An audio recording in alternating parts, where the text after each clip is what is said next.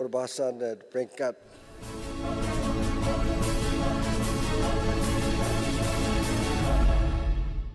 satu pasal saja, iaitu pasal 8 subpasal 8B.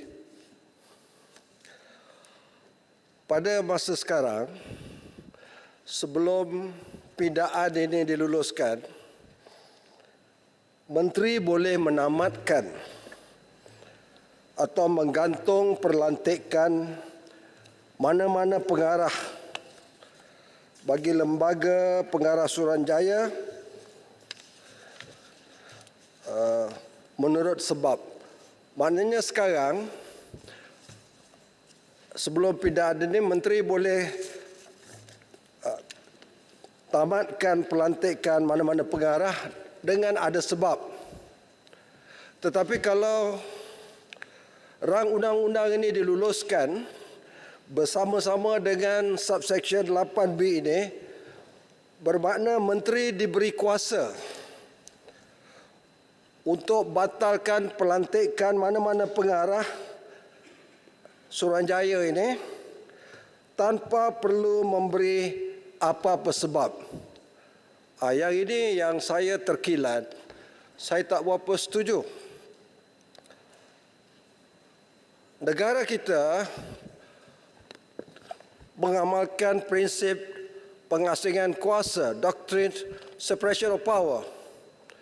Kuasa menteri, kuasa eksekutif bukannya absolut, bukannya mutlak. Undang-undang pentadbiran pada pandangan saya berkuat kuasa di sini.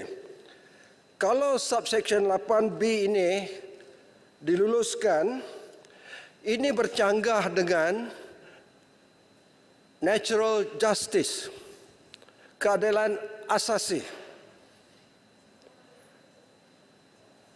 Tindakan menteri merupakan tindakan kerajaan, boleh dicabar di mahkamah di bawah judicial review dengan izin, semakan kehakiman. Peruntukan ini yang nak dipinda ini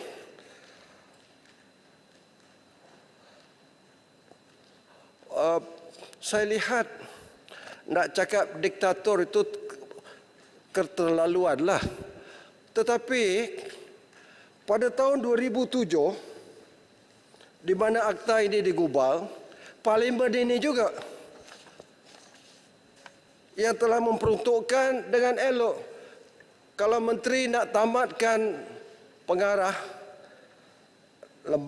lembaga pengarah Suruhanjaya mesti memberi sebab. Tapi yang kita nak pindah ni sekarang, menteri dibagi kuasa yang besar tanpa sebab. Jadi ini dari segi undang-undang pentadbiran, wujud ketidakadilan. Yang berhormat Menteri, Puan Pengerusi, saya bercakap daripada blok kerajaan. Saya menyokong rang undang-undang ini untuk memperkasakan Suruhanjaya.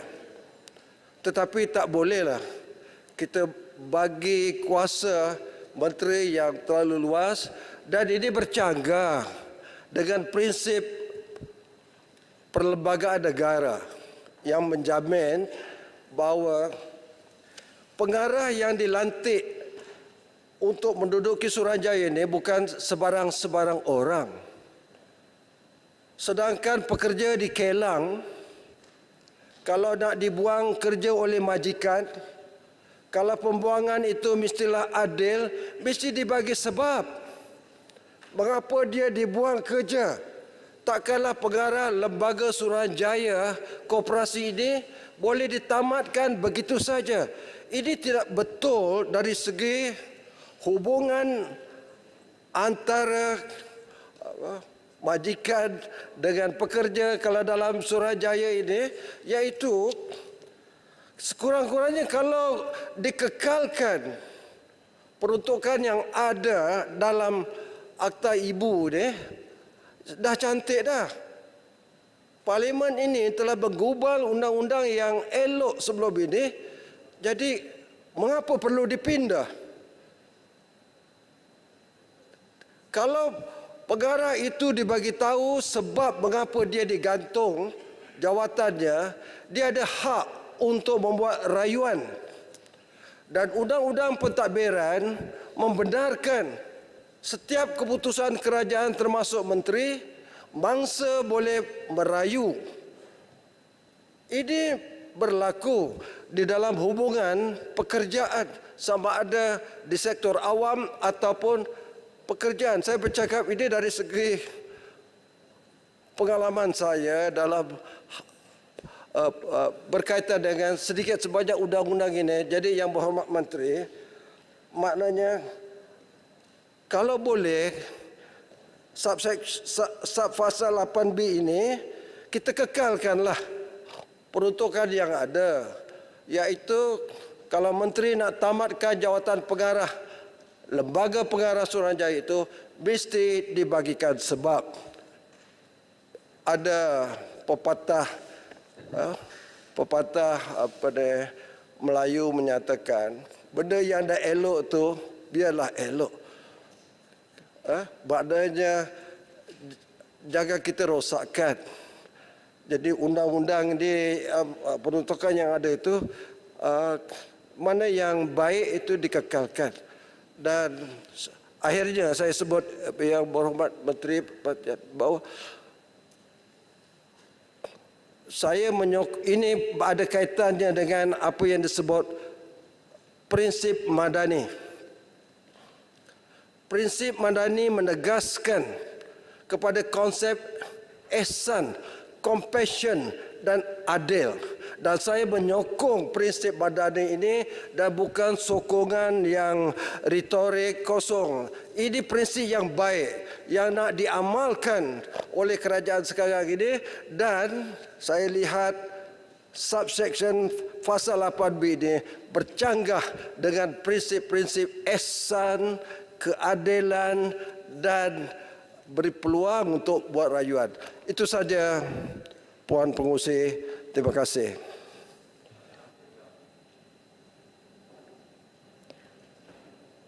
Menteri jawab. Terima kasih Yang Berhormat Pasir Gudang di atas keprihatinan terkait dengan perkara Seksyen 15 perkara 8/B2 tadi.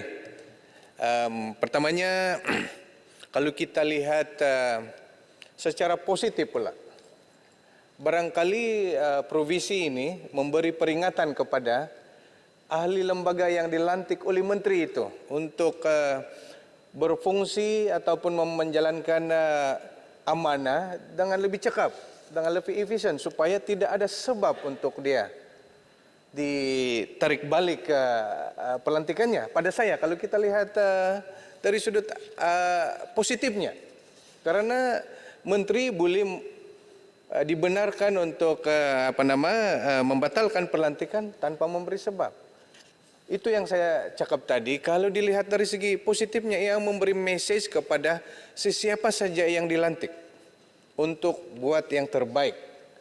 Pegang amanah itu dengan penuh integriti. Sebab takkanlah yang dilantik itu pula mahu membuat sesuatu yang menyebabkan dia disingkirkan ataupun hilang kelayakan ataupun dibatalkan pelantikannya. Itu yang pertama. Keduanya, yang melantik itu adalah menteri dan konsisten dengan akta yang lain-lain juga. Dan saya dipahamkan di provisi yang sama di Suruhanjaya Tenaga dan di Suruhanjaya Syarikat Malaysia juga. Provisi yang sama juga digunakan.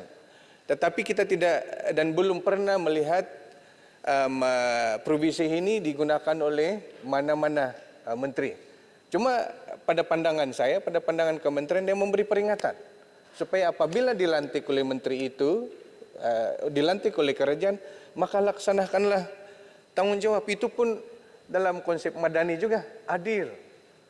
Supaya dia bersikap adil ke atas pelantikannya. Dan tidak ada sebab untuk menteri itu menggunakan provisi ini untuk menamatkan mana-mana pelantikan. Saya beri jaminan bukan hanya selagi saya berada di amanah ini, di kementerian ini, dan saya berharap siapa sahaja yang bertanggung jawab nanti selepas ini, ianya memberi peringatan saja.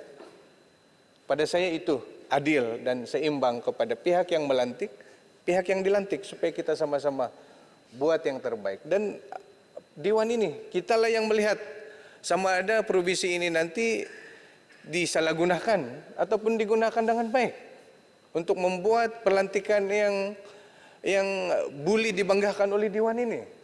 Nah, ini yang pada pandangan saya dan pada pandangan kami sesuai diletakkan, karena kita juga mahu melihat konsistensi akta ataupun rang undang-undang yang diluluskan oleh Dewan ini. Bukan hanya rang undang-undang ini, Suruhanjaya Koperasi, tetapi Suruhanjaya Koperasi yang lain dan akta-akta yang lain. Kalau akta ini pula sedemikian berbeza daripada Suruhanjaya yang lain, maka dilihat tidak konsisten. Dewan ini juga, kenapa dia boleh luluskan yang lain, tak pula boleh luluskan ini. Pada saya, ianya memberi peringatan supaya yang dilantik itu peganglah amanah sebagai lembaga pengarah itu dengan sebaik-baiknya, supaya provisi ini tidak digunakan. Terima kasih, ya, Tuan Yang di-Pertuan. Pasal-pasal 1 hingga 16 jadi sebahagian daripada rang undang-undang.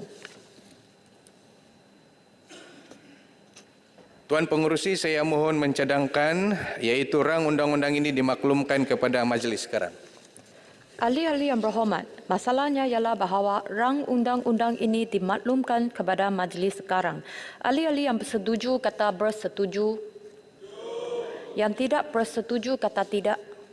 Lebih suara yang bersetuju. Majlis bersidang semula sebagai majlis mesyuarat.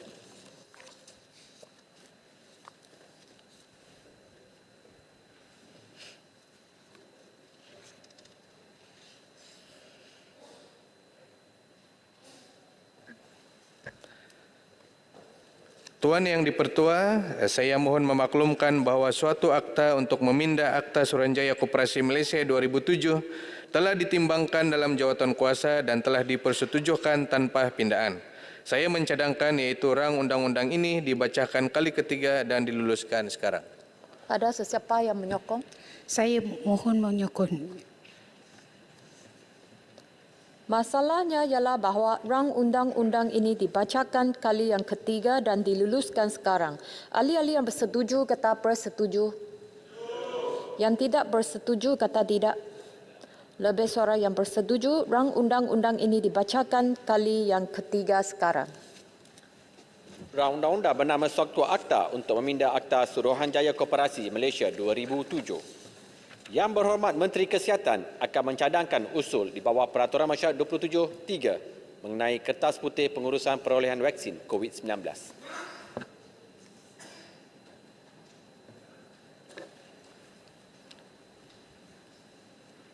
Bismillahirrahmanirrahim. Assalamualaikum warahmatullahi wabarakatuh dan salam Malaysia Madani. Terima kasih Yang di-Pertua. Dengan sukacitanya saya berdiri di Dewan Yang Mulia ini untuk mengemukakan satu usul seperti berikut.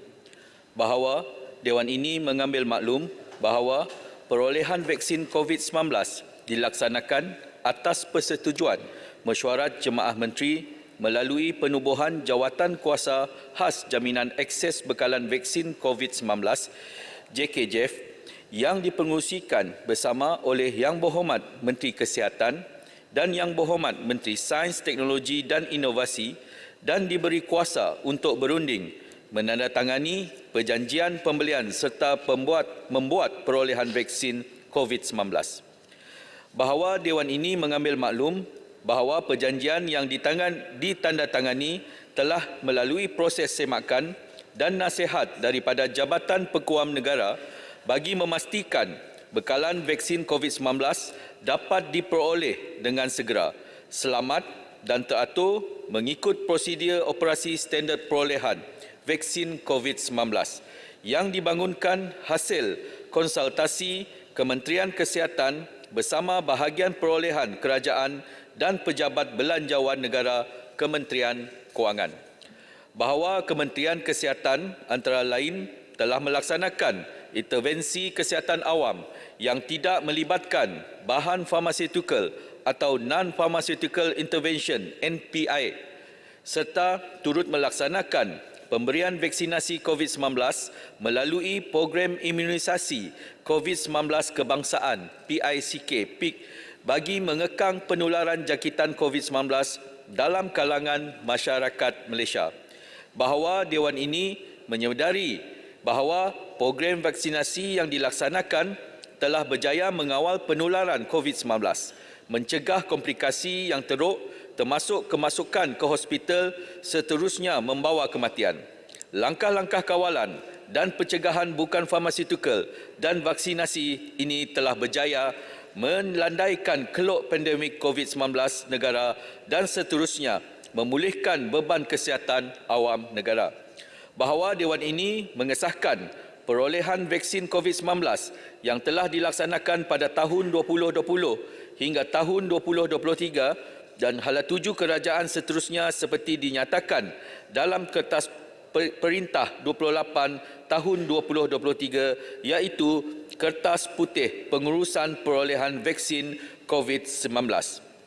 Dengan izin Yang di-Pertua, saya membentangkan Kertas Putih Pengurusan Perolehan Vaksin COVID-19 untuk dibahaskan oleh ahli-ahli yang berhormat di Dewan Yang Mulia ini. Kertas putih yang akan saya bentangkan ini bertujuan untuk memaklumkan kepada Parlimen dan rakyat Malaysia berkenaan proses perolehan vaksin COVID-19 yang telah dilaksanakan oleh kerajaan dalam tempoh mulai tahun 2020 hingga tahun 2023 dengan mengambil kira perkara-perkara utama yang meliputi antaranya punca kuasa pelaksanaan perolehan, kaedah perolehan yang terlibat dalam usaha mencapai imuniti kelompok iaitu sekurang-kurangnya 80% daripada populasi dewasa telah mendapatkan vaksinasi sebagai satu strategi mengawal penularan wabak COVID-19 dan pengecualian kepada tata cara perolehan sedia ada yang diberikan oleh Kementerian Kewangan kepada Kementerian Kesihatan untuk memastikan perolehan vaksin COVID-19 serta perolehan bekalan dan perkhidmatan yang lain dapat dilaksanakan dengan segera dan berkesan. Kertas putih ini juga disediakan berdasarkan prosedur operasi standard perolehan vaksin COVID-19, bekalan peralatan dan penyedia perkhidmatan berkaitan bagi menangani COVID-19 di Malaysia yang dibangunkan hasil konsultasi Kementerian Kesihatan bersama-sama Kementerian Kewangan menerusi bahagian perolehan kerajaan dan pejabat belanjawan negara. Tuan Yang di-Pertua, latar belakang penyediaan kertas putih pengurusan perolehan vaksin COVID-19. Jemaah Menteri pada 18 Januari 2023 telah mengarahkan Kementerian Kesihatan untuk menyediakan satu kertas putih pengurusan perolehan vaksin COVID-19 untuk menjelaskan kepada umum berhubung tindakan yang telah dilaksanakan oleh kementerian ini sepanjang mengurus perolehan vaksin COVID-19. Lanjutan daripada itu, Kementerian Kesihatan telah menubuhkan pasukan pemandu kertas putih pengurusan perolehan vaksin COVID-19 yang dipengerusikan oleh Ketua Setiausaha Kementerian Kesihatan dan dianggotai oleh wakil dari Kementerian Kewangan, Kementerian Sains, Teknologi dan Inovasi, Jabatan Peguam Negara serta wakil daripada bahagian-bahagian di Kementerian Kesihatan yang bertanggungjawab untuk meneliti dan memperaku kertas putih ini untuk pertimbangan dan kelulusan jemaah menteri sebelum dibentangkan di Parlimen. Penyediaan kertas putih ini telah mengambil kira maklumat menyeluruh daripada semua peringkat yang terlibat dalam menguruskan perolehan vaksin COVID-19. Selain daripada Kementerian Kesihatan, urusan perolehan vaksin turut melibatkan Kementerian Sains, Teknologi dan Inovasi, Kementerian Kewangan dan Jabatan Peguam Negara. Punca kuasa yang digariskan bagi kelulusan berkaitan perolehan vaksin COVID-19 telah diperoleh melalui mesyuarat jemaah menteri di mana terdapat keputusan-keputusan yang telah dibuat dan senarai cabutan keputusan adalah seperti di muka surat 16 hingga 21 kertas putih ini. Puan Yang di-Pertua, kertas putih ini mengandungi sebanyak 19 topik antara lain menyentuh perkara utama seperti berikut. punca kuasa perolehan vaksin COVID-19. Yang kedua, latar belakang perolehan vaksin COVID-19, penetapan portfolio vaksin COVID-19, proses penilaian dan pendaftaran COVID-19, kaedah perolehan vaksin COVID-19, pemantauan jadual penghantaran dan penerimaan vaksin COVID-19 perolehan oleh Kerajaan Malaysia, Vaksin Management System VMS, kebekasanan vaksin COVID-19 di Malaysia, cabaran dihadapi, rumusan jawatan kira-kira wang negara PAC dan yang akhir sekali hala 7. Puan Yang di-Pertua, ketika Malaysia berdepan dengan pandemik COVID-19, perolehan vaksin COVID-19 adalah berkaitan dengan izin literally a life and death issues bagi tujuan melandaikan keluk dan menyekat penularan jangkitan COVID-19. Kerajaan telah membuat perancangan teliti bagi mendapatkan bekalan vaksin COVID-19 yang mencukupi untuk sekurang-kurangnya 80% populasi rakyat Malaysia, iaitu bersamaan dengan 26.5 juta rakyat dan memenuhi keperluan mewujudkan imuniti kelompok seperti yang telah disarankan oleh Pertubuhan Kesihatan Dunia atau WHO. Mesyuarat Jemaah Menteri pada 14 Oktober 2020 telah bersetuju dengan penubuhan Jawatan Kuasa Khas Jaminan Akses Bekalan Vaksin COVID-19 JKJAV, JKJAV bagi memastikan bekalan vaksin COVID-19 dapat diperoleh dengan segera, selamat dan teratur. JKJAV bertanggungjawab dalam merancang, melaksana dan memantau keseluruhan strategi kerajaan untuk pembekalan vaksin COVID-19 sehingga pelaksanaan program imunisasi dijalankan.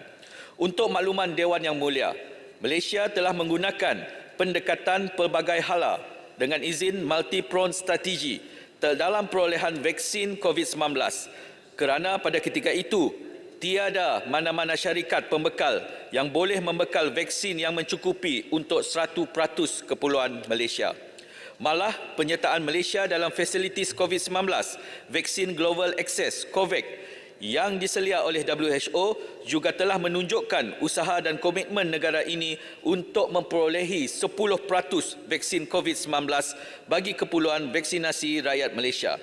Manakala baki 90% perolehan vaksin dibuat secara rundingan government to government atau government to corporation melalui perjanjian dua hala dengan syarikat-syarikat pembekal vaksin. Bagi tujuan tersebut, Kementerian Kesihatan telah berjaya melaksanakan rundingan dan pengadakan perjanjian dengan beberapa buah syarikat pengeluar vaksin COVID-19 terkemuka dunia bagi mendapatkan jumlah dos vaksin yang telah ditetapkan. Kriteria utama yang digunakan dalam mempertimbangkan rundingan perolehan vaksin ini ialah melibatkan aspek keselamatan, keberkesanan dan kestabilan sesuatu vaksin COVID-19 tersebut.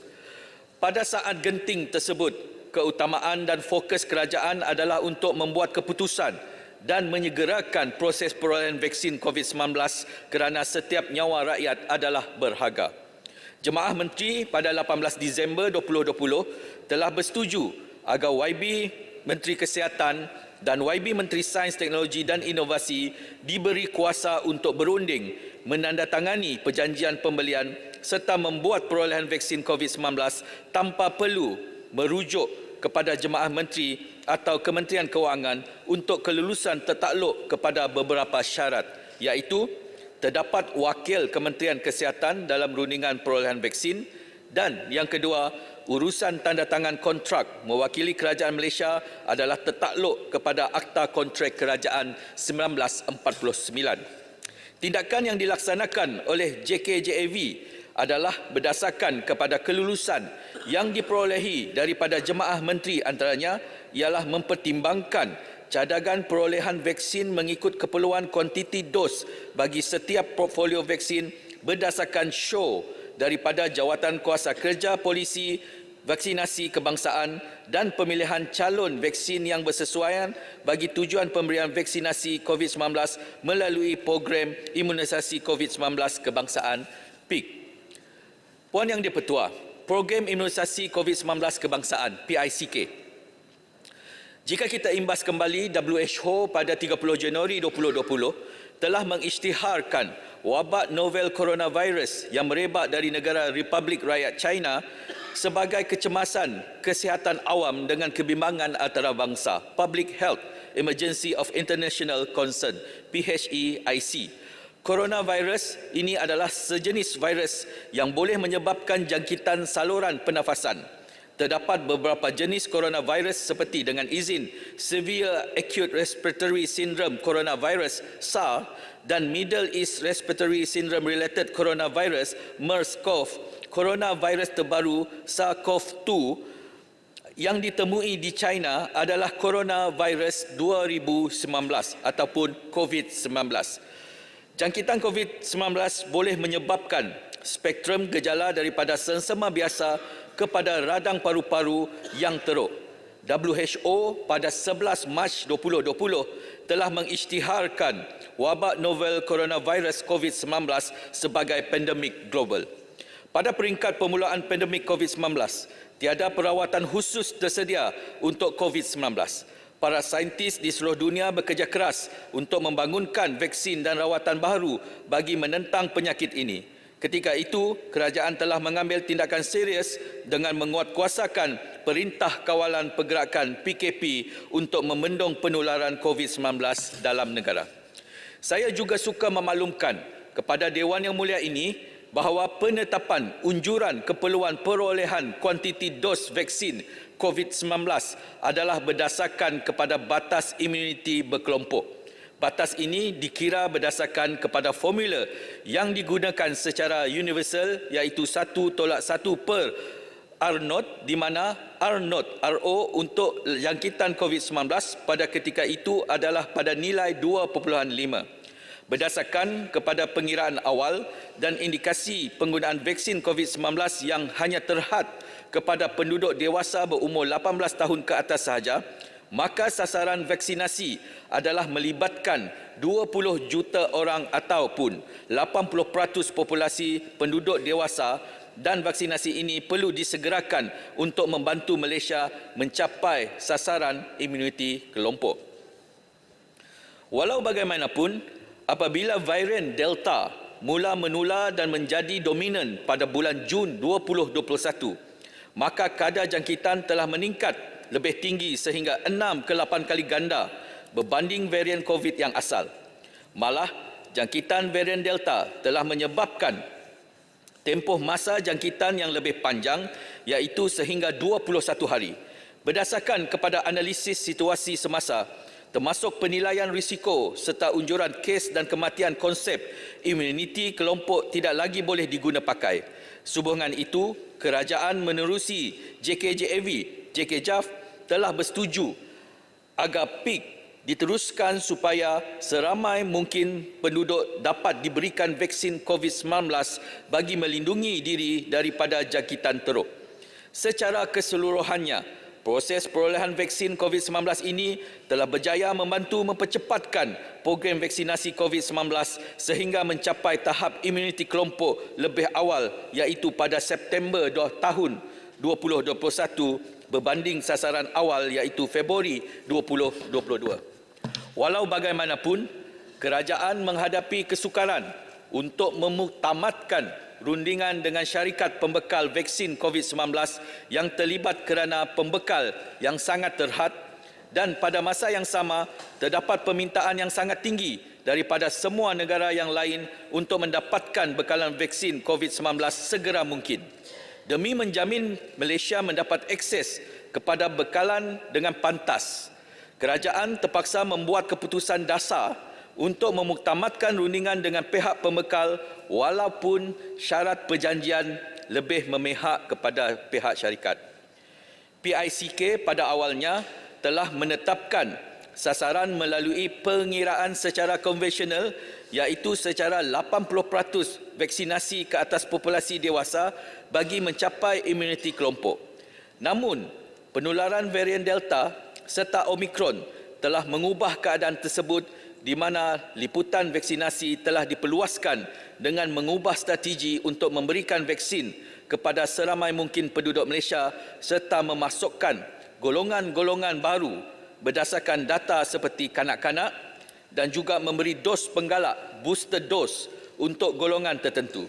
Strategi baharu ini amat penting dan terbukti berkesan dan mengawal penularan COVID-19, mengurangkan kadar kemasukan dengan izin intensive care unit ICU serta mengurangkan kadar kematian supaya negara dapat memasuki dan beralih ke fasa endemik yang lebih selamat. Puan Yang di-Pertua, penetapan portfolio vaksin COVID-19 menyentuh pada kaedah penetapan portfolio vaksin COVID-19, pelaksanaan program imunisasi COVID-19 kebangsaan ataupun PICK telah bermula daripada peringkat penilaian dan pengesyoran calon-calon vaksin oleh Jawatan Kerja Teknikal dengan izin Technical Working Group TWG di bawah Jawatankuasa Penilaian Calon Vaksin JKPCV, iaitu salah satu daripada jawatankuasa yang ditubuhkan di bawah jawatan JKJAV. Keahlian JKPCV adalah terdiri daripada panel pakar pelbagai bidang yang turut meliputi bidang perubatan dan kesihatan awam.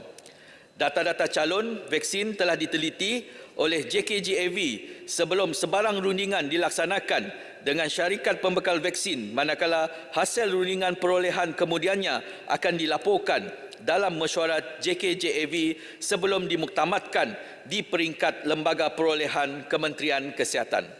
Pada masa yang sama, dengan izin, dosier serta dokumen teknikal berkaitan akan dikemukakan oleh syarikat pembekal vaksin kepada pihak National Pharmaceutical Regulatory Agency ataupun NPRA selaku sekretariat kepada pihak berkuasa kawalan dadah PBKD. Tindakan ini bertujuan untuk mendapatkan kelulusan pendaftaran bersyarat bagi memastikan vaksin COVID-19 yang dibekalkan kepada rakyat Malaysia dalam PIK adalah selamat, berkesan dan berkualiti. Untuk makluman Dewan Yang Mulia, urusan perolehan vaksin secara portfolio dibuat berdasarkan pertimbangan ke atas perkara-perkara berikut. Yang pertama, bahawa tiada mana-mana syarikat pengeluar vaksin yang mampu membekalkan kesemua keperluan vaksin bagi mana-mana negara. Yang kedua, bertujuan untuk mengurangkan risiko sekiranya terdapat vaksin yang kurang berkesan atau tidak berjaya mendapat kelulusan NPRA. Kemudian, ketiga, bertujuan untuk mengurangkan risiko sekiranya ada gangguan pengeluaran daripada aspek pelesenan, bekalan bahan mentah, risiko bencana alam dan sebagainya. Yang seterusnya, bertujuan untuk mengukuhkan kuasa pengaruh rundingan yang memungkinkan pemindahan teknologi, harga yang lebih berpatutan, penglibatan tenaga tempatan dan jadual penghantaran yang awal. Dan seterusnya, membantu mempercepatkan sasaran pencapaian imuniti kelompok lebih awal daripada sasaran dengan adanya gabungan dan bekalan vaksin yang mencukupi. Menawarkan fleksibiliti dalam pengurusan logistik, penghantaran, penyimpanan serta program vaksinasi mengikut kesesuaian vaksin tersebut. Justru, rundingan perolehan telah dilaksanakan dengan 6 buah entiti yang terdiri daripada organisasi, syarikat pengeluar serta syarikat pembekal vaksin COVID-19 iaitu COVAX Facility bagi vaksin AstraZeneca, Pfizer Malaysia Sendirian Berhad, vaksin Comirnaty, AstraZeneca Sendirian Berhad, vaksin Vaxzevria, Solution Biologics Sendirian Berhad, vaksin Convidesia, Pharmaniaga Life Science Sendirian Berhad, vaksin CoronaVac ataupun dikenali sebagai Sinovac, dan yang akhir sekali, 2 Pharma Sendirian Berhad bagi vaksin Covilo. Secara keseluruhan, Kementerian Kesihatan telah memuktamadkan perolehan sejumlah 83,86,500 dos vaksin COVID-19 seperti jadual 5 di muka surat 32 kertas putih. Jadual 5 ini menunjukkan ringkasan portfolio vaksin COVID-19 termasuk jumlah dos dan status penerimaan vaksin. Ahli-ahli yang berhormat boleh merujuk kepada kertas putih yang ada di atas meja.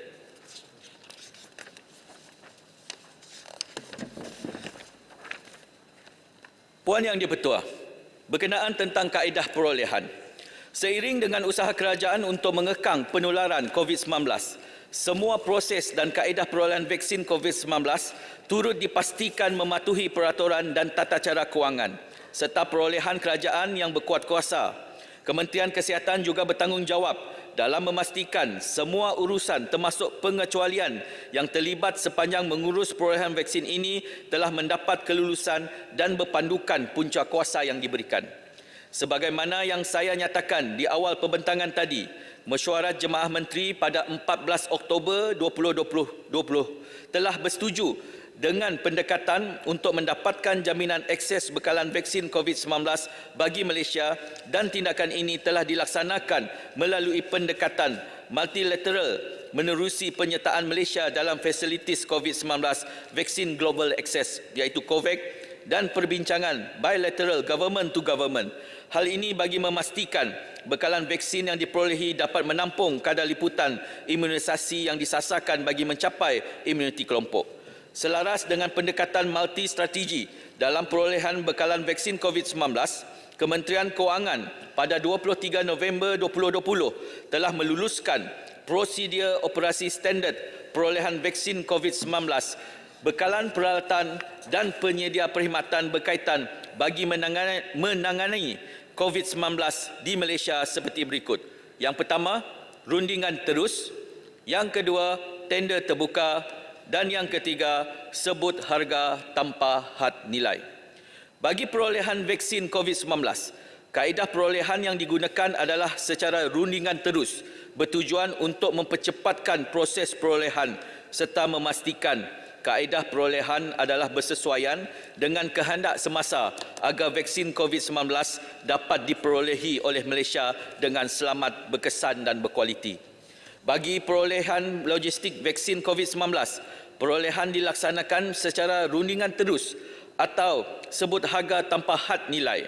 Penjelasan lanjut berkenaan kaedah perolehan yang dilaksanakan adalah seperti di muka surat 42 hingga 54 kertas putih.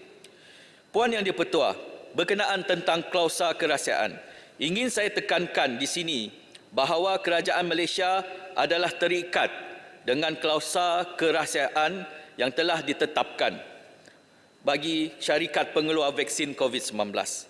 Justru sebarang terma perjanjian termasuk harga vaksin dan instrumen perundangan yang telah ditanggatangani antara oleh kerajaan tidak boleh didedahkan. Oleh itu, kertas putih ini tidak akan menyatakan maklumat-maklumat berkenaan. Keberkesanan vaksin. Tuan Yang di-Pertua, kajian real world evaluation of COVID-19 vaksin yang dijalankan oleh Institut Penyelidikan Klinikan ICR mengenai keberkesanan pengambilan vaksin COVID-19 adalah dijelaskan pada muka surat 67 hingga 74 kertas putih. Kajian ini turut meramalkan bahawa tanpa PICK, jumlah kes COVID-19 dijangka akan mencecah lebih daripada 10 juta ataupun 2 kali ganda daripada kes sebenar yang dilaporkan. Peningkatan kes akan menyebabkan kes kemasukan hospital meningkat sehingga mencecah 1.51 juta bersamaan dengan 1.7 kali ganda. Dan pada masa yang sama, bilangan kes kematian juga menunjukkan peningkatan 67,000 bersamaan dengan 1 kali ganda daripada kes sebenar yang dilaporkan pada akhir tahun 2022. Puan Yang di-Pertua, secara keseluruhannya ingin saya simpulkan bahawa kerajaan Malaysia telah berjaya menguruskan pandemik COVID-19 menerusi pendekatan multi-strategi. Penglibatan pelbagai kementerian dan agensi telah memainkan peranan penting dalam membantu memerangi penularan wabak COVID-19. Salah satu faktor penting kejayaan ini adalah proses pengurusan perolehan vaksin COVID-19 yang memberikan keutamaan kepada akses vaksin bagi memastikan bekalan vaksin dapat diperolehi dengan kadar segera demi menyelamatkan nyawa rakyat. Kementerian Kesihatan amat menghargai kerjasama utuh semua pihak yang tidak berbelah bagi dalam usaha memastikan keseimbangan antara kesihatan rakyat dan kerancakan semula aktiviti ekonomi. serta menarik kemasukan pelabur asing ke Malaysia dapat dipelihara dalam erti kata lain safeguarding the life and livelihoods of our people. Pada kesempatan ini, saya ingin merakamkan penghargaan dan sekalung tahniah kepada semua kementerian, agensi-agensi lain yang terlibat serta semua pihak yang telah menjalankan tanggungjawab dengan amanah dan penuh dedikasi dalam memerangi penularan pandemik COVID-19 sepanjang tahun 2020 sehingga kini. Walaupun sukar, namun dengan kerjasama, prinsip tidak mudah putus asa dan demi rasa cinta kepada Malaysia, akhirnya membawa kita ke garisan penghujung pandemik, kini di fasa peralihan dengan senyuman kejayaan. Sekalung penghargaan juga ditujukan khas buat seluruh warga Kementerian Kesihatan yang menyediakan kertas putih pengurusan perolehan vaksin COVID-19 untuk dibentangkan dalam Dewan Yang Mulia ini dan untuk ditelitikan oleh semua ahli-ahli parlimen di semua pihak. Puan Yang di-Pertua, saya mohon mencadang. Ada sesiapa menyokong? Saya mohon menyokong. Ahli-ahli yang berhormat, masalah sekarang ini ialah usul Yang Berhormat Menteri Kesihatan ini terbuka untuk dibahas. Senarai pembahas adalah seperti berikut: YB Taiping, YB Kuala Langat, YB Puchong, YB Kuala Terengganu, YB Jelutong, YB Kuala Nerus, YB Bakri, YB Parit, YB Pasir Kudang, YB Kapar, YB Sungai Petani, YB Pendang, YB Sri Aman, YB Tangga Batu, YB Kuala Selangor dan YB Arau. Setiap pembahas diberi 10 minit. Saya jemput Yang Berhormat Taiping. Terima kasih Puan Timbalan Speaker kerana memberikan peluang untuk saya membahas dalam usul kertas putih pengurusan perolehan vaksin COVID-19. Kertas putih ini telah pun diserahkan kepada ahli-ahli Dewan 2 hari yang lepas dan kita sempat membaca dan kita tadi telah pun mendengar daripada Yang Berhormat Timbalan Menteri berkenaan dengan isu-isu yang telah pun dibangkitkan dalam kertas putih ini. Salah satu isu yang memetik perhatian saya adalah berkenaan dengan isu NDA, Non-Disclosure Agreement, dengan izin. Apabila kita sedang berbincang berkenaan dengan kertas putih pengurusan perolehan vaksin ini, bagi saya adalah apa yang lebih penting adalah untuk kita to chart the way forward dengan izin. Dengan menetapkan satu halat tuju yang mana sekiranya pada masa depan berlakunya pandemik sekali lagi, bagaimanakah proses perolehan kita dapat bertambah baik, bagaimana pengurusan ataupun respon kita boleh bertambah baik. So I think itu, saya percaya bahawa itu merupakan hasrat kita. Apabila kita berbincang berkenaan dengan perolehan vaksin COVID-19, isu yang selalu ditanya-tanya adalah berkenaan dengan harga vaksin. Dan selalunya apa yang dinyatakan adalah isu berkenaan dengan non-disclosure agreement dengan izin. Dan kita tidak dapat lari daripada isu untuk bertempung dengan isu NDA apabila kita berbincang berkenaan dengan perolehan vaksin. Dan saya hendak mengambil kesempatan untuk berkongsi di sini bahawa apabila Jawatankuasa Kira-kira Wang Negara memulakan prosiding pada tahun 2021 bulan Januari, perkara pertama yang diserahkan kepada ahli-ahli PAC pada ketika itu adalah satu akuan rahsia. Akuan rahsia yang mana pihak PUU Kementerian, saya tak ingat Kementerian Mosti ataupun KKM pada ketika itu, telah meminta semua ahli untuk menandatangani akuan rahsia tersebut atas alasan NDA.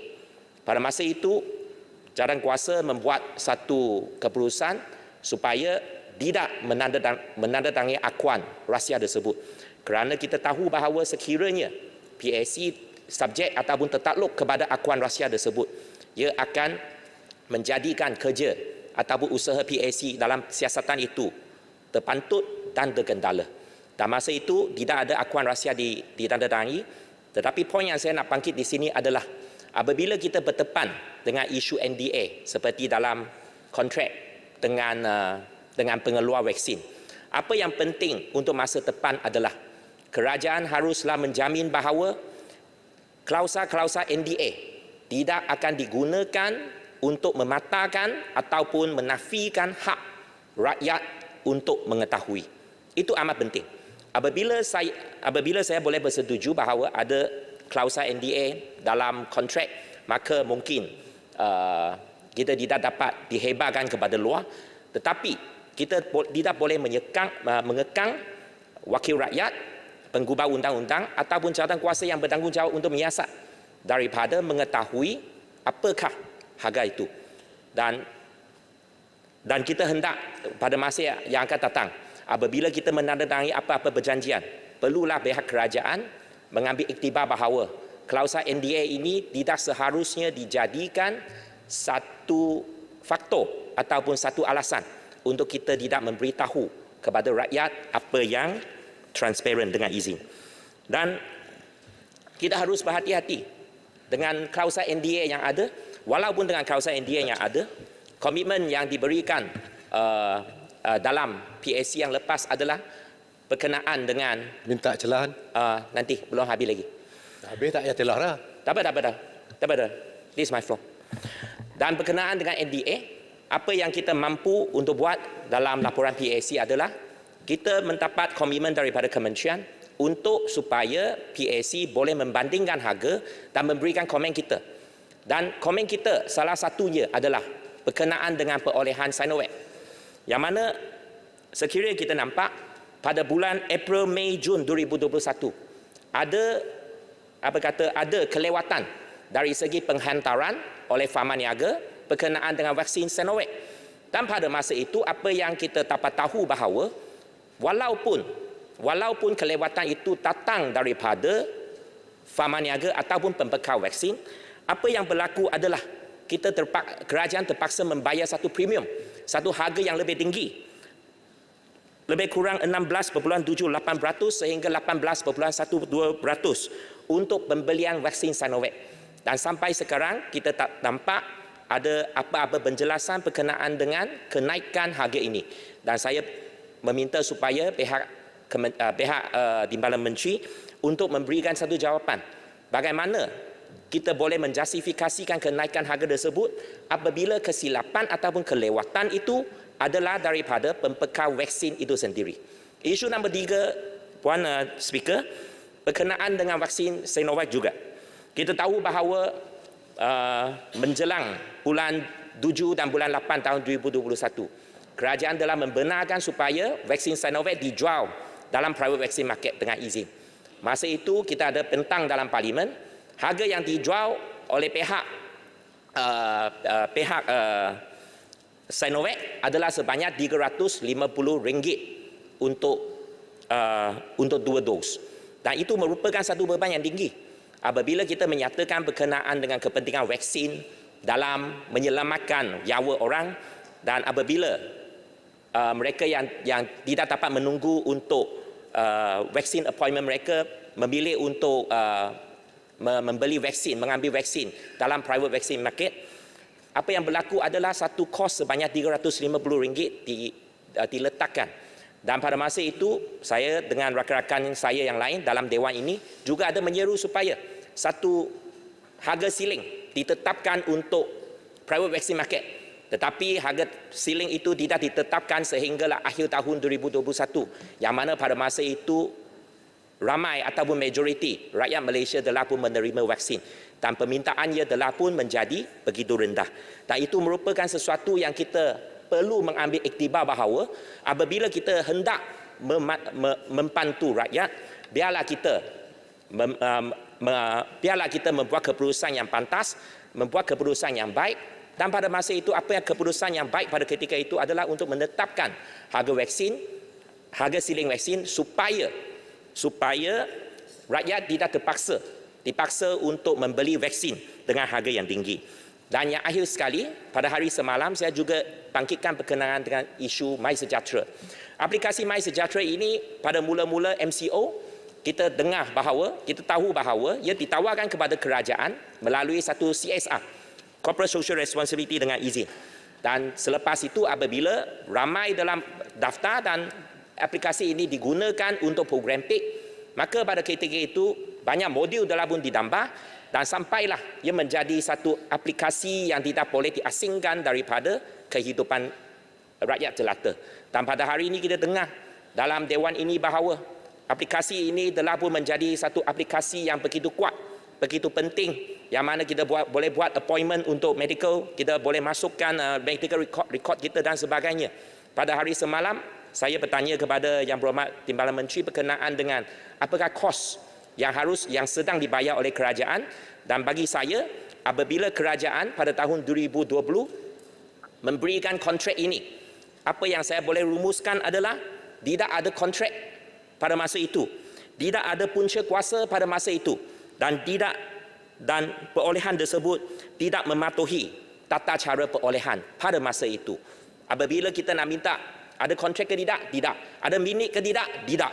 So apa yang terjadi? Dan pada hari ini, sebelum ini kita diberitahu bahawa kos yang dicadangkan oleh pihak pemaju ataupun pemaju aplikasi adalah sebanyak 196 juta bagi 2 tahun.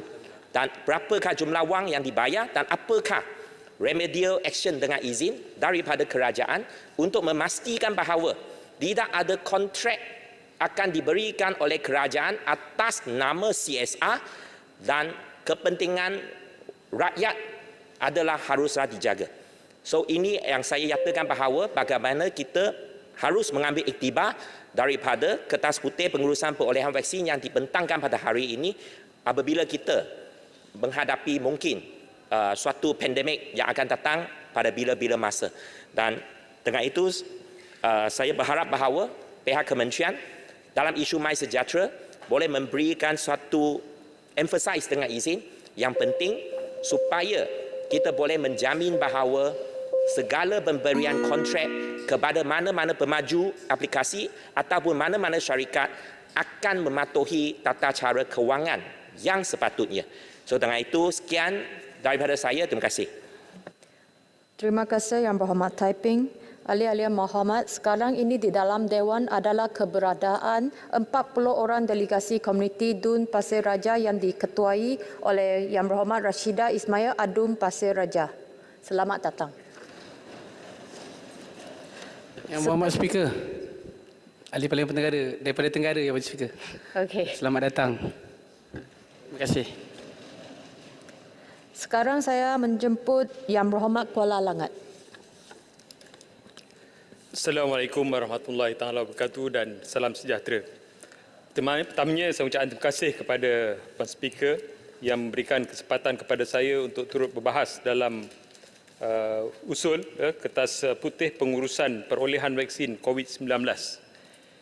Alhamdulillah negara kita telah terlepas daripada bencana bebanan pandemik COVID-19 dan di sini saya mengambil kesempatan untuk mengucapkan tahniah kepada kerajaan Malaysia yang telah bertumpul lumus pada tahun 2020, 21, 22, terutamanya Menteri Kesihatan, Menteri Sains dan Inovasi, Kementerian Kesihatan Malaysia, Pasukan Keselamatan, semua jabatan-jabatan termasuklah semua ahli-ahli parlimen sama ada di pihak pembangkang ataupun kerajaan dan barisan hadapan yang bertungkus lumus untuk mengeluarkan kita daripada bencana COVID-19 tersebut.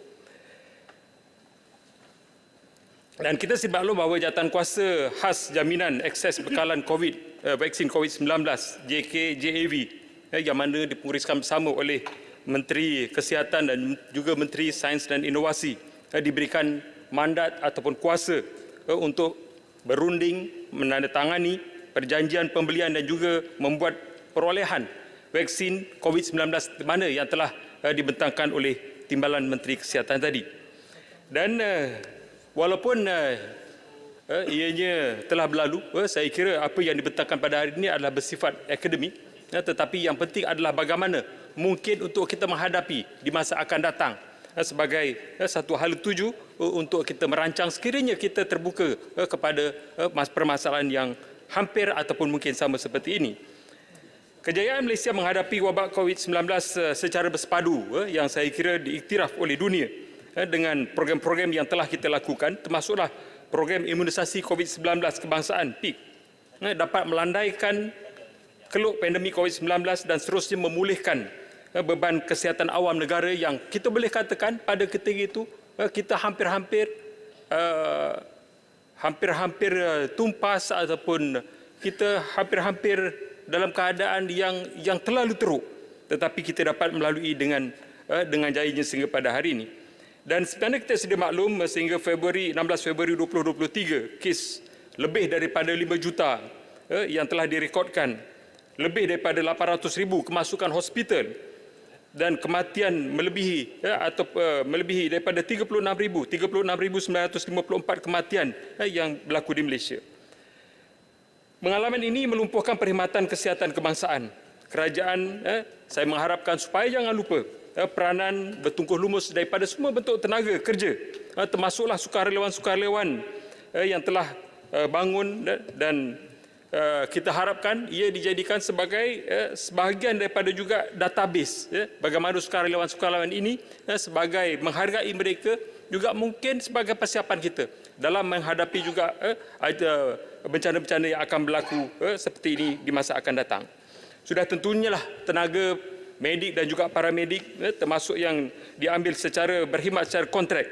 Saya kira boleh diambil perhatian juga supaya mereka ini akan diserapkan apabila kita mereformasikan kesihatan nanti.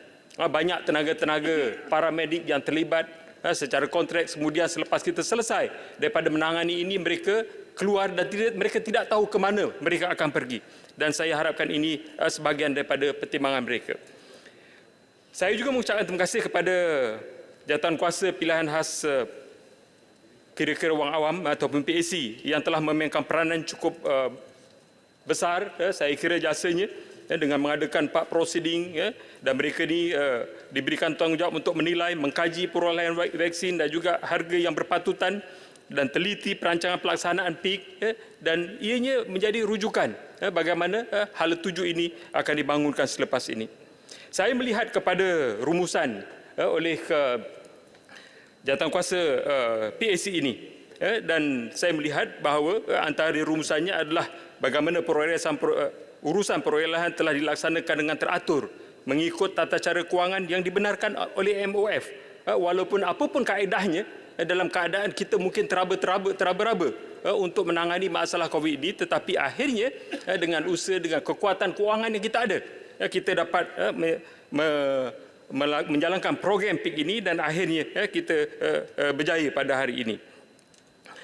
Sebenarnya yang disebutkan tadi oleh Taiping, yang saya kira ia sangat penting, walaupun ada perjanjian untuk kita tidak merendahkan harganya, tetapi saya melihat daripada sebahagian daripada rumusan itu dikatakan bahawa harga penjualan vaksin Sinovac dalam private vaksin market adalah tinggi, dan disebutkan tadi RM350.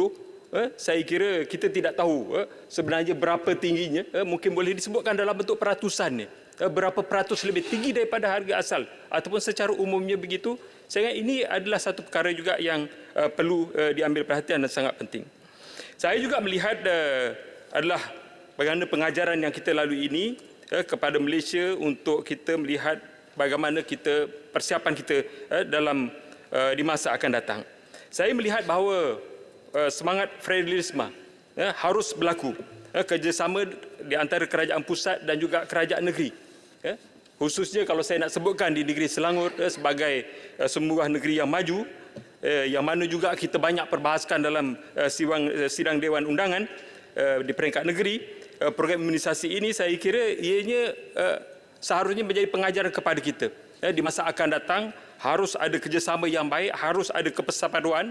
Bukan hanya sekadar mungkin Selangor sebagai sebuah negeri yang maju mempunyai kekuatan kewangan, kita beli vaksin sendiri, kemudian tidak ada penyelarasan yang baik, akhirnya dia juga akan merugikan kepada rakyat di dalam negara kita. Dan saya juga ingin membangkitkan soal sistem pendataan ataupun aplikasi kita, MySejahtera dan juga Selangkah yang diuruskan di negeri Selangor. Dan dalam satu sidang saya juga menyebutkan bahawa kenapa di Selangor pada ketika itu jumlah kes yang meningkat begitu ketara, dan antara jawapan yang diberikan oleh Jawatankuasa MMKN pada ketika itu adalah disebabkan oleh tidak ada penyelarasan ataupun kesepaduan ataupun integrasi antara MySejahtera dan juga Selangkah di negeri Selangor. Dikatakan bahawa mapping tidak jelas, kemudian agak sukar untuk kita buat contact tracing. Ini yang diberikan sebagai alasan, dan saya dimaklumkan juga ada usaha untuk menyepadukan ataupun integrated di antara MySelangor dan juga Selangkah. Tetapi disebutkan dalam jawapan itu bahawa kerajaan di peringkat persekutuan tidak bersedia untuk mengintegrasikan dua sistem ini. Sebab itu saya melihat ada baiknya mungkin dilihat semula supaya sebagai satu persiapan. Betul kalau disebutkan tadi oleh typing, saya ingat kaedahnya pun lebih kurang sama di Selangor. Di Selangor pun saya ingat Kuala Selangor lebih memahami bagaimana Selangkah itu dibangunkan, asalnya juga bersifat CSR ataupun secara volunteer, tetapi apabila dibangunkan dengan lebih baik lagi, sudah terutulah memerlukan kos-kos yang harus dibayar, dan saya ingat prinsipnya juga apa yang berlaku dengan MySejahtera pada hari ini. Saya juga ingin membangkitkan di sini berkaitan dengan kesan sampingan imunisasi ini, kalau dapat dijawab oleh Timbalan Menteri, berapa banyak kesan sampingan imunisasi ini berlaku yang dilaporkan di negara kita, dan apakah bentuk gejala-gejala ataupun yang disebabkan oleh imunisasi ini, dan apakah bentuk sumbangan-sumbangan ataupun keprihatinan daripada kerajaan untuk membantu mereka ini supaya kesan sampingan itu juga mereka ini mendapat manfaat dalam bentuk sumbangan, kewangan, rawatan, perubatan dan sebagainya. Selain daripada itu, saya ingin juga membangkitkan berkaitan dengan perkembangan ataupun status pembangunan pusat kawalan penyakit berjangkit yang dirancang pembangunannya, Pusat Kawalan Penyakit Negara NCDC yang bernilai 284 juta yang terletak di kawasan Pindaran Estate, yang dikatakan mengambil masa lebih 30 tahun. Apakah statusnya pada hari ini, dan kita harapkan ianya akan benar-benar menjadi sebuah pusat kawalan penyakit negara di masa akan datang apabila kita menghadapi masalah yang sama. Saya juga ingin bertanyakan kepada pihak kerajaan, apakah kesediaan Malaysia dalam membangunkan vaksin di negara kita itu sendiri. Adakah kita bersedia untuk membawa balik saintis-saintis ataupun pakar-pakar kita yang berada di luar sana, dan ataupun adakah kita mempunyai perancangan bagaimana kita nak membangunkan pakar-pakar ataupun rakyat negara kita sendiri sebagai pakar dan juga saintis-saintis yang akhirnya dapat membangunkan vaksin di dalam negara kita. Kemudian saya juga nak mendapat maklumat daripada kerajaan bagaimana mungkin boleh dilihat naik taraf pusat-pusat kesihatan terutamanya di luar bandar. Kita menghadapi masalah dalam program PIK sebagai contoh, pusat-pusat kesihatan kita tidak dapat dijadikan sebagai pusat untuk imunisasi kerana ada keterbatasan daripada sudut prasarana dan juga daripada sudut capaian internet. Dan saya mengharapkan ini juga sebagai salah satu pengajaran kepada kita bagaimana soal jaringan internet di kawasan luar bandar ini juga harus kita pertingkatkan. Terima kasih, Puan Speaker. Terima kasih Yang Berhormat Kuala Langat. Sekarang saya jemput Yang Berhormat Puchong. Terima kasih Puan Speaker kerana memberi ruang kepada Puchong untuk turut serta dalam pembahasan Kertas Putih pengurusan perolehan vaksin COVID-19. Puan Speaker, Kertas Putih ini merangkumi banyak subjek dan memberi satu bayangan yang sangat komprehensif, penjelasan yang sangat komprehensif tentang PIK, tetapi juga tidak menjawab beberapa isu besar semasa PIK. Untuk pada pendirian Puchong, salah satu kelemahan utama yang tidak dijawab oleh Kertas Putih ini adalah PIK sebenarnya dalam kelewatan perolehan bekalan vaksin. Jika YB masih ingat lagi, walaupun program PIK fasa kedua untuk golongan berisiko tinggi, warga emas, OKU dan komoditis telah pun bermula pada 19 April 2021, tetapi dari April hingga Jun 2021, kadar vaksinasi adalah sangat rendah, sangat lembab. Kerana apa? Kerana kekurangan bekalan vaksin. Kalau kita tengok, kadar kematian sehari pada Mac 2021, single digit. Ia menjadi double digit menjelang Mei dan meningkat dengan signifikan pada Jun dan Julai 2021. Dari Mei sehingga Julai 2021, lebih daripada 5,000 orang berkomoditi telah pun meninggal dunia akibat COVID-19. Kalau kita melihat balik kembali, saya tidak berapa setuju bahawa ini adalah setakat ekonomi sahaja. Kerana Puchong masih berfikir betapa baiknya jika kita boleh mendapat bekalan vaksin yang mencukupi hanya 2 bulan lebih awal, kita boleh menyelamatkan nyawa ini. Oleh itu adalah sangat penting kita belajar daripada kertas putih ini kerana dan dokumenkan SOP supaya kalau krisis seperti COVID-19 berlaku lagi, kita boleh bertindak membuat keputusan dengan lebih baik. So sekarang kita tengok bekalan vaksin. Jika kita tengok selepas kita mendapat bekalan vaksin pada Jun 2021, roll out is not a problem, sangat baik. Suntikan seharian mula mencecah sebab saya take notes of every day vaccination, daily vaccination. So, suntikan seharian mula mencecah 100,000 suntikan pada minggu kedua Jun 2021. Ia hingga kita dan terus meningkat sampai kita boleh sehari menyuntik 500,000 dos. Ia bermaksud bahawa apa? It's not a problem with the roll out. The problem is with the supply. Dengan izin. Kertas putih ini menyatakan bahawa disebabkan sumber kewangan yang terhad, kerajaan pada masa itu tidak mampu untuk meletakkan wang tempahan strategic bet kepada syarikat-syarikat pengeluar untuk tempahan awal tanpa maklumat klinikal. Puchong ingin tanya, adakah kekangan kewangan benar-benar sebab utama?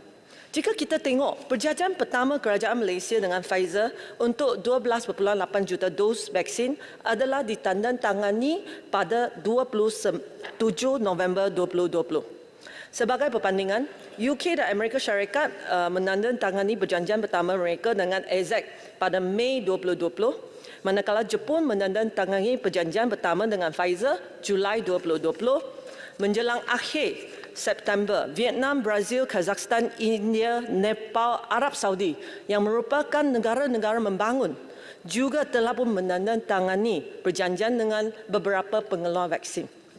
Persoalannya, walaupun Malaysia tidak mampu bertindak awal seperti Amerika Syarikat, seperti UK, kenapa apabila negara-negara membangun yang lain telah membuat komitmen, kita nak tunggu lagi sampai November baru kita tanda tangani perjanjian.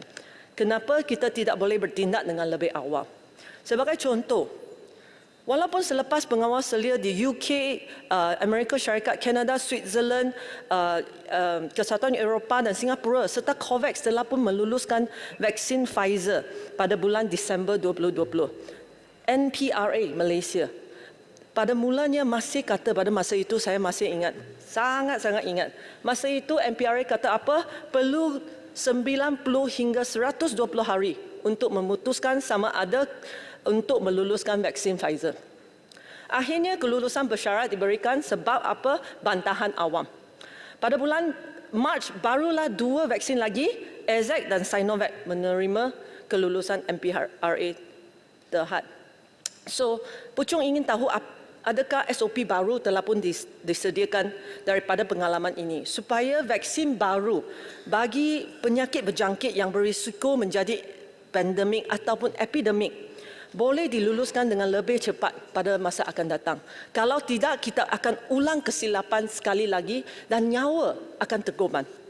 Puan Speaker, isu seterusnya yang saya ingin bangkitkannya ialah berkenaan dengan peruntukan kewangan. Kertas putih ini telah menunjukkan bahawa KKM telah diluluskan peruntukan secara berperingkat berjumlah 4.65 bilion ringgit bagi perolehan bekalan vaksin dan perkhidmatan logistik vaksin COVID-19 untuk pelaksanaan PIK. Walau bagaimanapun, ia tidak memberi breakdown apa-apa mengikut kategori seperti perolehan vaksin, pembelian alat-alat, penyewaan premis dan lain-lain. Puchong minta perincian ini daripada KKM. Sudah tentu KKM kata ada NDA. Kita tak boleh dedakan kos untuk setiap jenis vaksin. Tetapi kita boleh dedakan jumlah kos untuk portfolio vaksin yang kita procure dengan izin. Untuk kos juga, saya ingin merujuk kepada muka surat 66 dalam kertas putih ini yang katakan jumlah dos yang luput adalah sejumlah 8 juta 8,5 juta dos. 8499950. Berapakah nilai ini? Kita perlu tahu bahawa vaksin yang telah diluputkan memang kita tahu it's money to the drain. But this is something needed dengan izin pada masa itu. Tapi kita perlu tahu berapa. Saya rasa ini bukan rahsia. Kita boleh dedakan. Dan rakyat berhak untuk tahu. Seterusnya, mengikut muka surat 14 kertas putih ini, 6 kerajaan negeri Selangor, Perak, Pahang, Johor, Sabah dan Negeri Sembilan telah pun membeli sejumlah 1.16 juta dos dari pihak swasta. Saya difahamkan mereka membeli vaksin ini daripada Pharma Niaga dengan kos yang jauh lebih tinggi daripada apa yang dibayar oleh kerajaan pusat. Adakah ia benar? Kenapa Pharma Niaga boleh membuat profiteering dengan menjual vaksin pada harga tinggi kepada kerajaan negeri? Seterusnya, Puchong juga ingin menyentuh program imunisasi industri COVID-19 kerja sama awam dan swasta, PIKAS. Sektor swasta perlu bayar RM45 per dos. Saya tak nampak apa-apa kenyataan kewangan dalam kertas putih ini juga. Bagaimanakah bayaran ini, berapakah bayaran ini, berapa jumlah pendapatan PIKAS dan juga bagaimana bayaran tambahan ini digunakan. Tak ada apa-apa pun diletakkan di kertas putih ini. Puan Speaker, isu seterusnya saya ingin beralih kepada isu PPV. Yang telah saya bangkitkan, ada beberapa perkara saya bangkitkan penggal yang lalu tapi tak dapat jawapan juga dalam kertas putih ini. Harap hari ini boleh dapat jawapan daripada kerajaan. Apakah jumlah kos sewaan dan kos set up PPV mega? Puchong ingin mendapat perincian kos setiap PPV mega. Saya juga ingin mendapat senarai syarikat yang mendapat kontrak daripada Protect Health untuk pemberian vaksin di PPV mega dan jumlah nilai kontrak untuk setiap pembekal perkhidmatan. Berapakah Protect Health bayar untuk setiap dos suntikan? Saya rasa ini bukan NDA. Tak ada NDA untuk perbelanjaan ini. Oleh itu, saya rasa adalah tanggungjawab kerajaan untuk memberi maklumat tersebut kepada Dewan Yang Mulia ini. Kita juga tahu bahawa bayaran kepada GP klinik masa itu RM14 per dos. Memandangkan kontrak PPV adalah sangat besar, sepatutnya offer mereka lebih baik. Saya nak tahu, nak confirmation daripada kementerian berapakah bayaran per dos. Puan Speaker, I do not have more time. So saya nak kata secara keseluruhannya, Kementerian Kesihatan perlu membuat analisis yang lebih teliti. Bagaimana, what is the cost effectiveness of PPV mega, PPV biasa, klinik-klinik swasta? What is the effectiveness of human resources, keberkesanan tenaga kerja, supaya kita tahu next time, touch wood, kalau happen, next time kita boleh rancang dengan lebih baik. Secara keseluruhannya, negara kita perlu belajar daripada pengalaman dan pastikan SOP itu didokumentkan supaya kerajaan ada institutional memories. Pemimpin akan tukar, menteri akan tukar, ahli-ahli parlimen akan tukar. Tapi kalau kita ada dokumen, kita dokumentkan, kerajaan akan ada institutional memory. Kita boleh menghadapi krisis yang sama dengan lebih baik, lebih efektif pada masa akan datang. Itu sahaja yang saya ingin bangkitkan. Terima kasih, Puan Speaker. Terima kasih Yang Berhormat Puchong. Sekarang saya jemput Yang Berhormat Kuala Terengganu. Bismillahirrahmanirrahim. Assalamualaikum. Salam sejahtera. Terima kasih Tuan Yang Dipertua kerana memberi peluang kepada saya untuk berbahas di dalam sesi kertas putih perolehan vaksin COVID-19 ini. Di saat negara berhadapan keadaan sukar berikutan pandemik COVID-19, kerajaan telah mengambil alih berlaku pertukaran pucuk pimpinan ketika itu untuk membendung penularan virus berbahaya yang memberi kesan kepada setiap aspek kehidupan kita dan juga keadaan negara. Seperti mana yang telah disebut oleh Yang Berhormat Timbalan Menteri tadi ketika pembentangan, it's a life and death situation. Ia cabaran besar untuk memobilisasikan program imunisasi yang terbesar di dalam sejarah dan dalam sejarah negara. Tak pernah ada program imunisasi yang sebegitu besar. 80% daripada population kita, disebut tadi 25 juta lebih mahu diberikan suntikan di dalam tempoh kurang daripada 1 tahun. Menyediakan bekalan vaksin di dalam tempoh masa yang dirancang adalah satu perkara. Pembelian bukan sahaja perlu cukup, tetapi dalam masa yang sama rakyat perlu sanggup tampil menerima suntikan. Jika tidak, bekalan vaksin yang ada menjadi sia-sia. Maklumat negatif yang ditularkan yang menimbulkan keraguan dan ketakutan kepada rakyat. Ada yang berkaitan dengan agama, ada yang berkaitan ketidakpastian tentang keselamatan vaksin, keraguan tentang keberkesanan. Yang ini dikarenakan vaksin ini adalah vaksin yang baru. Tidak ada prosedur ketika itu dari segi pembelian tanpa adanya kelulusan NPRA, Badan Regulatory berkait dengan farmaceutical. Di awal pandemik tiada ada satu pun yang mendapat kelulusan WHO. Masih dalam fasa kajian Badan Kawalan Farmaceutical. Kerana itu saya tak heran seperti mana yang disebut tadi oleh YB daripada Puchong tentang findings PAC berhubung dengan perkara 3 tadi tentang kerajaan tidak mempunyai wang yang banyak, terlalu banyak sehingga mampu untuk kita meletakkan strategic bet untuk pembelian yang tidak ada maklumat klinikal yang mencukupi. Jadi ini satu risiko yang sangat besar. Maka kerana itu kita tidak seperti negara-negara lain yang mempunyai wang yang lebih besar, sanggup meletak wang dengan harga yang berlipat kali ganda untuk vaksin yang belum lagi dibuktikan keberkesanan dan keselamatannya. Kerana itu Badan Kawal Selia Farmaseutika Negara perlu sangat berhati-hati kerana ia melibatkan kesihatan dan nyawa rakyat. Ada yang menuduh NPRA lambat dalam kelulusan. Kerana katanya pasal apa lambat? WHO sudah luluskan, negara lain telah luluskan. Tapi ini nyawa rakyat negara kita. Kita yang bertanggungjawab tak boleh semata-mata bergantung pada penilaian yang dibuat oleh orang lain. Biar sampai kepada darjah kepastian tertentu keselamatan dan keberkesanan vaksin yang berkenaan.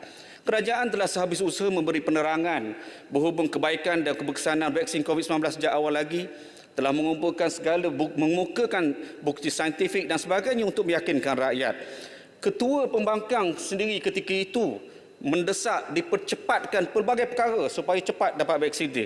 Malah ketika itu ada ahli parlimen yang mendesak kerajaan supaya gunakan ubat yang tidak cukup maklumat keselamatan dan keberkesanan untuk merawat COVID-19. Misalnya ketika itu, ivermectin, ingat pada waktu itu. Sehingga ketika yang dibuat dalam keadaan terdesak, tak cukup maklumat, bahaya pada rakyat. Alhamdulillah, terdapat perubahan penerimaan yang besar dalam tempoh yang singkat di kalangan rakyat tentang vaksin ini. Kajian yang dibuat ketika itu, kaji selidik terhadap rakyat, pada Disember 2020 cuma 67% yang menerima. 4 bulan kemudian, April 2021, penerimaan rakyat meningkat kepada 85%. Rakyat yang asalnya menentang, ramai yang menentang, terbalik pula ketika itu. Jadi ramai yang marah sebab kerajaan lambat pada waktu itu kan. Jadi begitu juga isu berkait dengan asalnya lengkap 2 dos dah cukup. Rupanya selepas itu perlu pula dos penggalak. Kemudian timbul pula keperluan dos penggalak kedua. Begitu juga masalah lain yang berbangkit kemudian berkaitan pengiktirafan vaksin yang berbeza mengikut negara. Elemen geopolitik pun ada. Yang ambil Pfizer tak diterima untuk ke negara ni. Yang ambil Sinovac tak diterima untuk pergi ke negara Amerika dan sebagainya. Kemudian berkaitan dengan kelompok lain pula, vaksinasi untuk remaja, kemudian kanak-kanak, kemudian kerajaan perlu terus bersedia dengan keperluan bekalan vaksin COVID-19 yang kemungkinan ia akan berterusan. Tuan Yang di-Pertua, hasil laporan Ketua Audit Negara mendapati pelaksanaan program imunisasi COVID-19 kebangsaan PIK terbukti amat berkesan kerana pencapaian vaksin yang tinggi dan melebihi sasaran 80% yang ditetapkan membolehkan kerajaan mengawal pandemik COVID-19. Seterusnya, kerajaan berupaya melaksanakan pelan peralihan ke fasa endemik. Kadar vaksinasi merupakan salah satu daripada 3 indikator yang ditetapkan di dalam pelan pemulihan negara. Ini yang membolehkan kita beralih kepada pembukaan ekonomi. Keadaan kita pada hari ini kerana kejayaan pelan vaksinasi ini. Tuan Yang di-Pertua, Malaysia telah mencatat sejarah antara yang paling cepat sebenarnya dari segi perolehan vaksin, kecuali Singapura, betul. Seperti mana yang kita sebut tadi, dia mempunyai punca kewangan yang besar, dia dapat buat strategic bet. Tetapi berbanding dengan negara-negara lain yang keliling kita, Malaysia pernah dicatatkan dalam laporan Fish, tak salah saya, sebagai salah satu negara yang paling awal menerima bekalan vaksin di Asia Pasifik.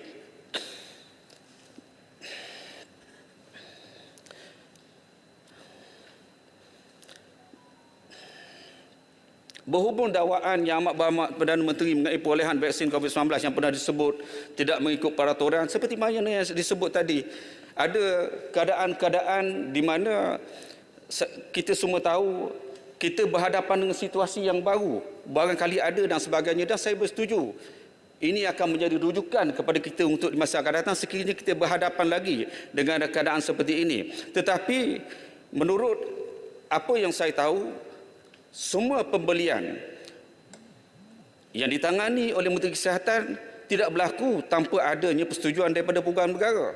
Tuduhan ini amat terpesong. Semua pembelian yang dibuat oleh kerajaan semasa pentadbiran yang lalu dibawa ke Kabinet. Urusan perolehan vaksin dilaksanakan secara teratur. Dan itulah laporan yang ada di dalam laporan Public Account Committee dan juga laporan Ketua Audit Negara.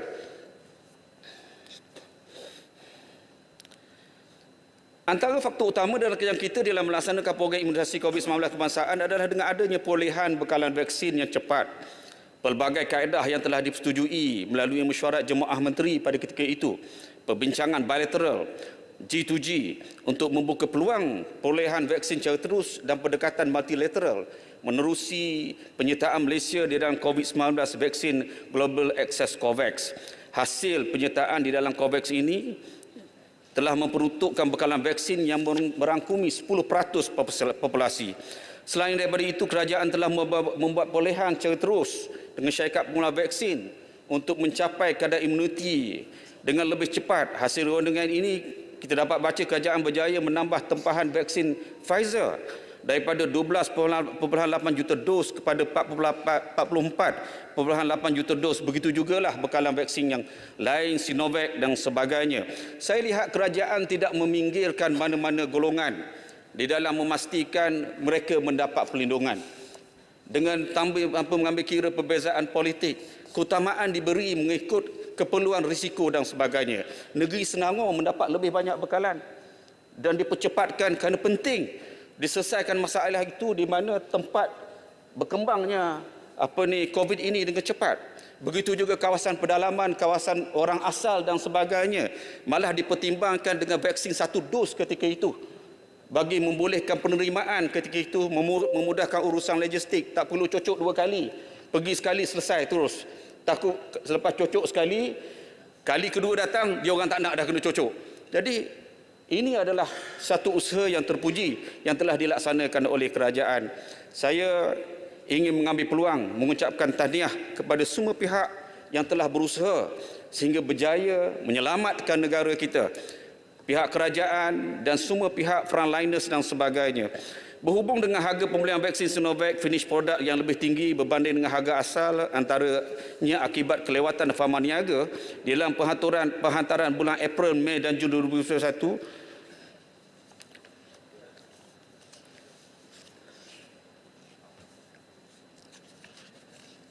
minta maaf ya.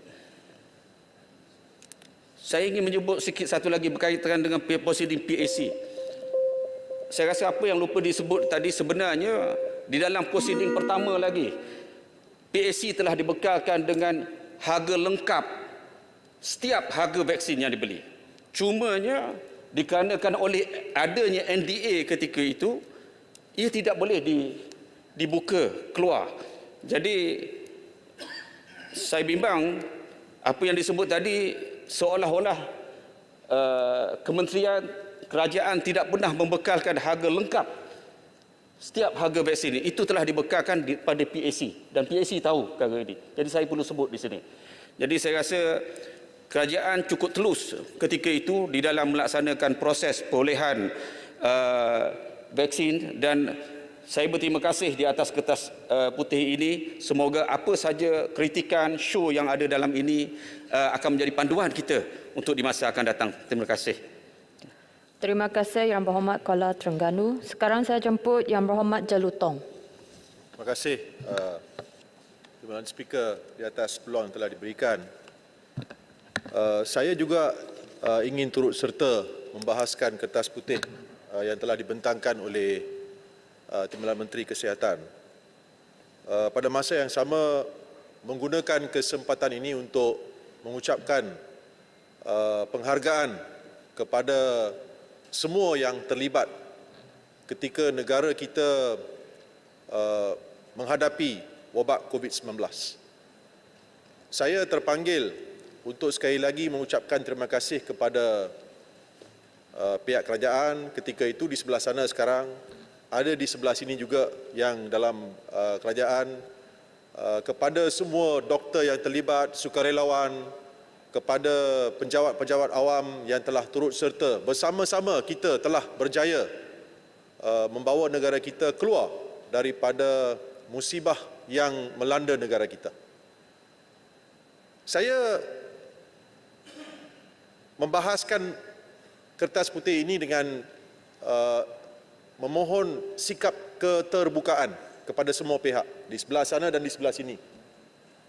Sebab ketika itu ada yang ada di kerajaan yang ada di sebelah sana dan ada yang ada di kerajaan yang ada di sebelah sini. Dan seperti yang telah dibahaskan oleh beberapa yang berhormat sebelum ini, kita gunakan kertas putih ini sebagai satu panduan untuk bersiap siaga. Kita berharaplah, bersyukur, berterima kasih kita telah berjaya mengeluarkan negara kita daripada masalah kesihatan yang terbesar yang pernah kita hadapi sejak kita mencapai kemerdekaan. Dan kita juga perlu menggunakan pengalaman kita untuk bersiap siaga menghadapi apa-apa musibah yang mungkin akan melanda kita pada masa yang akan datang. Saya tertarik untuk merujuk kepada beberapa bahagian laporan. Dan saya sekali lagi ingin merujuk kepada muka surat 81 kertas putih ini yang telah dinyatakan oleh Yang Berhormat Puchong tadi, di mana dinyatakan disebabkan sumber kewangan yang terhad, kerajaan tidak mampu untuk meletakkan wang tempahan kepada syarikat-syarikat pengeluar untuk tempahan awal tanpa maklumat klinikal. Dalam satu laporan yang disiarkan oleh portal Code Blue, Health is a Human Right dengan izin, bertarikh 7 hari bulan Disember 2021, portal ini telah merungkai apa yang telah berlangsung dalam prosiding PAC. Dalam prosiding PAC, mantan ahli Parlimen Rembau yang juga merupakan seorang menteri yang bertanggungjawab ketika itu telah mengakui bahawa Malaysia hanya membuat tempahan untuk membeli vaksin tersebut pada bulan Februari 2021. Manakala Singapura pula, negara jiran kita, telah membuat tempahan membeli vaksin itu pada bulan Disember 2020. Saya memohon izin Tan Sri Speaker untuk memetik apa yang telah dilaporkan dalam bahasa Inggeris. Then Vaccine Minister Khairi Jamaluddin dengan izin told Parliament's Public Accounts Committee in a meeting on January 5th that while Singapore allocated a similar fund of Singapore 1 billion vaccines as Malaysia, Singapore's vaccine coverage was only for a population of 5.4 million, about 6 of Malaysia's 32 million population. Nah, menurut laporan ini juga Singapura merupakan negara ASEAN pertama untuk menerima vaksin Pfizer-BioNTech pada bulan Disember 2020. Manakala Malaysia pula hanya memulakan pemberian vaksinasi pada Februari 2021. Persoalan saya adalah, kenapakah perkara ini berlaku? 2 bulan, bayangkan. Kalau Singapura memulakan pada bulan